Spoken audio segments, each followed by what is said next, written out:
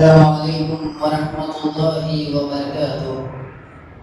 الحمد لله الحمد لله رب العالمين، والصلاة والسلام على رسوله الكريم.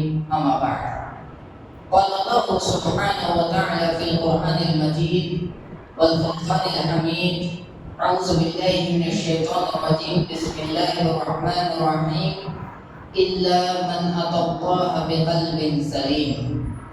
وعن نعمان بن بشير رضي الله عنه قال: قال رسول الله صلى الله عليه وسلم: إن في الجسد مضغة إذا صلحت صلح الجسد كله، وإذا فسدت فسد الجسد كله.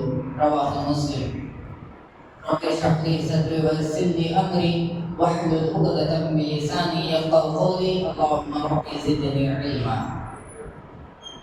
معزز حاضرین، دینی بھائیوں، تمام قسم کی تعریف حمد و ثنا کبریائی بڑائی سے اللہ وحدہ لا شریک کے لیے، بدہو درود و سلام ہو تمام انبیاء پر، خصوصاً ہمارے آخری نبی جناب محمد رسول اللہ صلی اللہ علیہ وسلم پر۔ حاضرین، آج جس عنوان پر ہماری بات شروع ہونے جا رہی ہے وہ ہے دل کی سلامتی۔ اللہ سبحانہ و تعالیٰ نے انسان کے جسمانی اعضاء میں سے جو انسان کو جو سب سے بہترین نعمت دیا ہے وہ اس کا دل ہے۔ یہ دل اللہ سبحانہ و تعالیٰ کی طرف سے بڑی بہترین نعمت ہے، اور یہی وہ دل ہے جو انسان کا ماسٹر کنٹرول ہے۔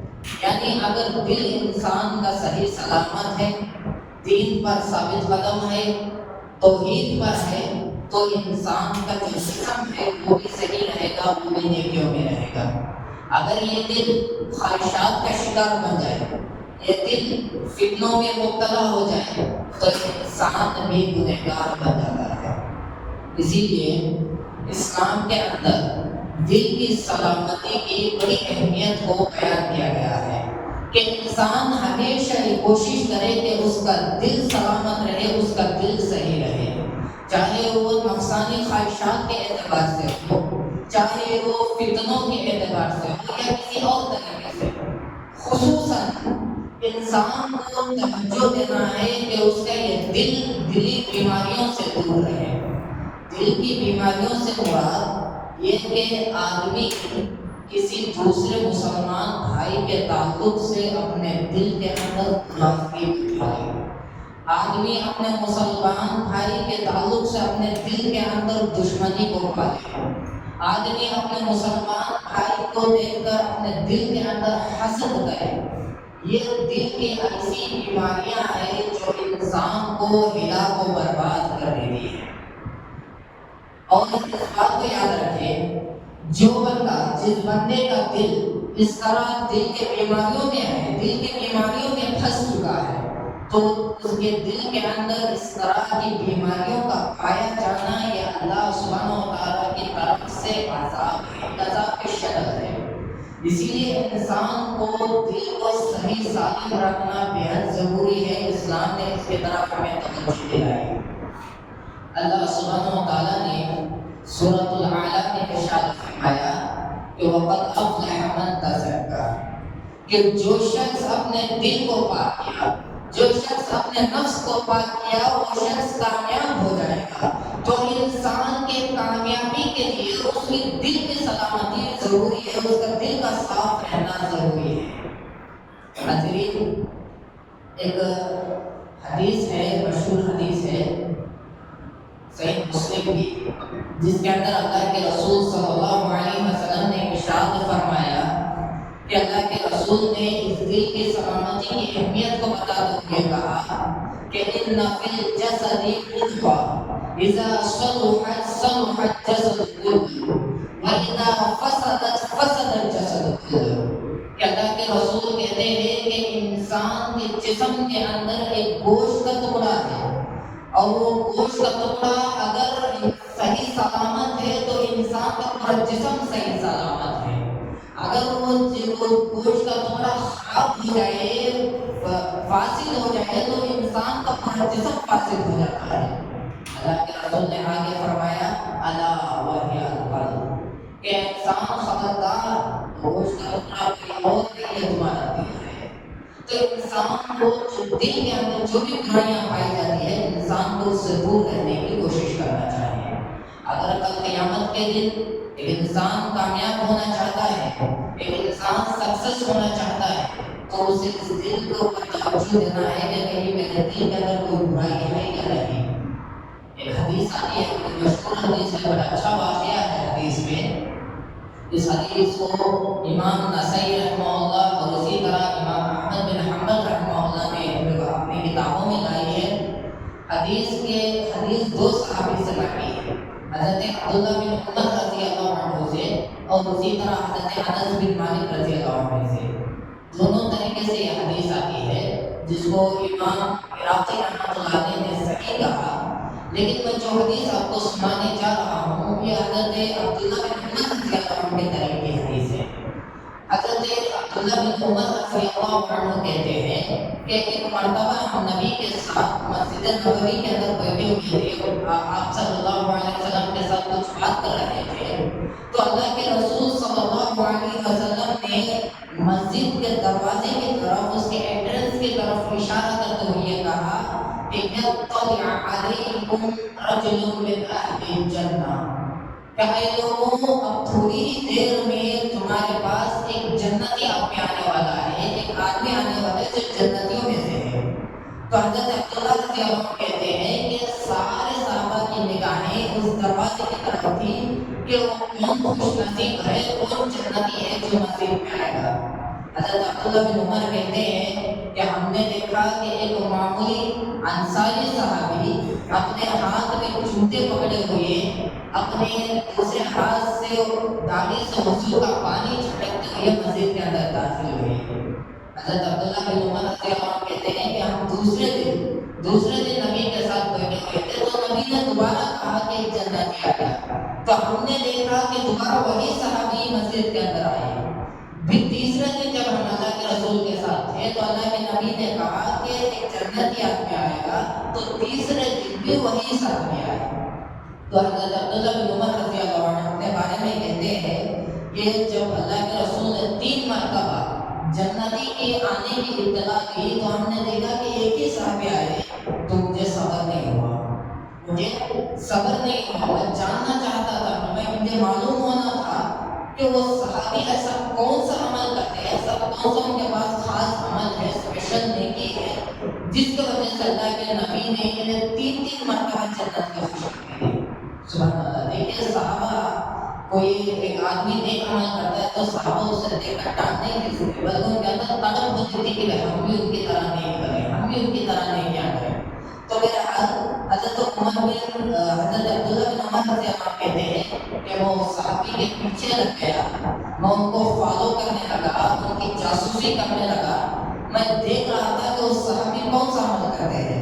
تو حضرت عبداللہ بن عمر کہتے ہیں کہ وہ صحابی نمازوں کی پابندی کرتے ہیں، فرض نمازوں کو ادا کرتے ہیں، بازار میں جا کر اپنا بیپار کرتے ہیں، گھر آ کر گھر والوں کے ساتھ وقت گزارتے ہیں، پھر رات میں سو جاتے ہیں۔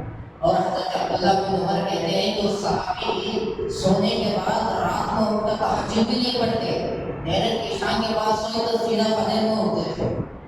تو حضرت عبداللہ بن عمر تعجب ہو گئے کہ یہ تہجد کی بھی پابندی نہیں کرتے، کوئی نیکی بھی نہیں کرتے، جیسا لوگ تو عمل کرتے، صحابی بھی ویسے عمل کرتے، پھر بھی اللہ کے رسول نے کیوں انہیں 3 مرتبہ جنت کی خوشخبری دی؟ تو حضرت عبداللہ بن عمر کہتے ہیں کہ میں نے جا کر اس صحابی سے سوال کیا، جا کر پوچھا کہ آپ ایسا کون سا عمل کرتے ہیں جس کی وجہ سے اللہ کے رسول نے آپ کو 3 مرتبہ جنت کی خوشخبری دی؟ تو صحابی کہتے ہیں کہ اے عبداللہ، میں کوئی خاص عمل نہیں کرتا، میں کوئی ایسا عمل نہیں کرتا، ہاں لیکن یہ میری عادت ہے، یہ میری فطرت ہے کہ میں ہمیشہ اپنے دوسرے مسلمان بھائیوں کے تعلق سے اپنے دل کو ان کے تعلق سے کبھی میں برا نہیں سوچتا، ان کے تعلق سے میں کوئی غصہ اپنے دل کے اندر نہیں کرتا، ان کے تعلق سے میں کوئی حسد اپنے دل کے اندر پیدا نہیں کرتا۔ ہو سکتا ہے کہ اس عمل کی دیکھیے ایک چھوٹا سا عمل جو دل کو صاف رکھنا، بس ایک چھوٹا سا عمل، اس عمل پر اللہ کے رسول نے 3 مرتبہ کیا ہے جنت کو خوشخبری دی۔ لیکن آج اگر ہم مسلم معاشرے پر نظر ڈالتے ہیں، مسلمانوں میں دیکھتے ہیں تو ان کے دل کے اندر کئی ساری بیماریاں بھری رہتی ہیں، چاہے وہ اپنے دوست احباب سے ہو، چاہے وہ اپنے رشتہ داروں سے ہو، چاہے وہ اپنے بھائی بہنوں سے ہو، چاہے وہ اپنے جماعت کے احباب سے ہو۔ ہر انسان اپنے دل کے اندر کسی نہ کسی انسان کے تعلق سے برائی کو پالتا ہے، حسد یا کسی بیماری میں مبتلا ہوتا ہے۔ چھوٹی سی اگر کوئی انبن ہو جائے، چھوٹی سی بحث ہو جائے تو بس اب اس کے تعلق سے دل کے اندر برائی ہے، اس کی اچھی چیز میں بری لگے گی، اس کی خوشی حاصل نہیں ہوگی۔ تو یہ انسان کو بڑا فتنے میں ڈالنے والی چیز ہے۔ اسی لیے آپ غور کریں گے کہ جب اللہ سبحانہ و تعالیٰ قیامت کے دن جنتیوں کو جنت میں داخل کرے گا تو داخل کرنے سے پہلے اللہ تعالیٰ مسلمانوں کے دلوں میں سے حسد کو، کینہ کپٹ کو، بغض کو، تمام چیزوں کو نکال دے گا۔ کیونکہ یہ جنت اللہ کی رحمت کی جگہ ہے جہاں اللہ کو عذاب نہیں ہوگا، اور دل کے اندر کسی برائی کا ہونا، کسی حسد، خیر و غضب وغیرہ کا ہونا اللہ کا عذاب ہے۔ اگر ویسے ہی دل لے کر انسان جنت میں جائے گا تو اس کا دل صبر نہیں کر پائے گا، کیونکہ جنت کی نعمتیں ایسے ہوگی کہ سامنے والے انسان کو دیکھنے کے بعد کیسے صبر کر پائے گا۔ اس لیے اللہ سبحانہ و تعالیٰ دل کو کیا ہے اس چیز سے سلامتی کر دے گا، اس چیز سے ان چیزوں کو نکال دے گا، اور صاف دل کے ساتھ اللہ کیا ہے لوگوں کو جنت میں داخل کرے گا۔ اسی لیے اللہ سبحانہ و تعالیٰ نے سورۃ الشعراء میں ارشاد فرماتا ہے اِلَّا مَنْ أَتَى اللَّهَ بِقَلْبٍ سَلِيمٍ، کہ قیامت کے دن وہی شخص کامیاب ہوا جو سلامتی والا دل لائے گا۔ یعنی اس دنیا کے اندر وہ اپنے بھائیوں کے تعلق سے اچھی سوچ رکھے گا، اچھی طرح دل کو صاف رکھے گا، تو ایسا شخص کل قیامت کے دن کامیاب ہوگا، اللہ اسے کامیاب کرے گا۔ تو لہٰذا ہمیں چاہیے کہ ہم اپنے بھائیوں کے تعلق سے ہمیشہ اچھائی کو سوچیں، کیونکہ برائی ہو اچھائی کو اللہ سبحانہ و تعالیٰ بہتر جانتا ہے۔ تو لہٰذا ہمارا فرض یہ بنتا ہے کہ ہم اپنے دل کو دور رکھیں، تمام بیماریوں سے دور رکھیں۔ دیکھیے کسی انسان کے بارے میں اگر ہم اچھا نہیں سوچ سکتے، اس کے تعلق سے ہم اچھائی نہیں رکھ سکتے، تو کم از کم برائی بھی نہ رکھیں۔ اچھائی ہم نہیں رکھ سکتے تو کم از کم برائی بھی نہ رکھیں، تاکہ انسان گناہ میں فتنے میں نہ پڑ جائے اور اسے کیا ہے اس کے اعمال سے سلامت رہے۔ لہٰذا انسان کو چاہیے کہ ہمیشہ اپنے دل کی فکر کرے، اپنے نفس کا خیال رکھے، اپنے نفس کا محاسبہ کرے اور اس کو پاک کرنے کی کوشش کرے۔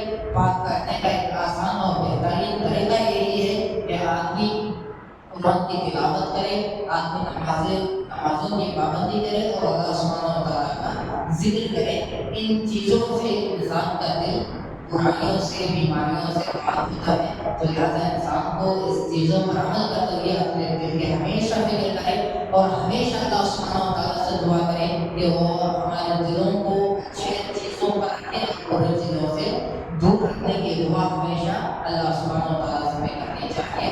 آخر میں اللہ سبحانہ و تعالیٰ سے دعا ہے کہ اللہ تعالیٰ ہم تمام لوگوں کے دلوں کو ہر ہمیشہ صحیح سلامت رکھے، انہیں دلی بیماریوں سے دور فرمائے، انہیں برائیوں سے دور فرمائے، فتنوں سے دور فرمائے، اور ہمیشہ تیرے دین پر، تیرے توحید پر ثابت قدم رکھے۔ آمین۔ وآخر دعوانا ان الحمد للہ رب العالمین۔ سبحانک اللہم وبحمدک، اشہد ان لا الہ الا انت، استغفرک واتوب الیک۔ السلام علیکم ورحمۃ اللہ۔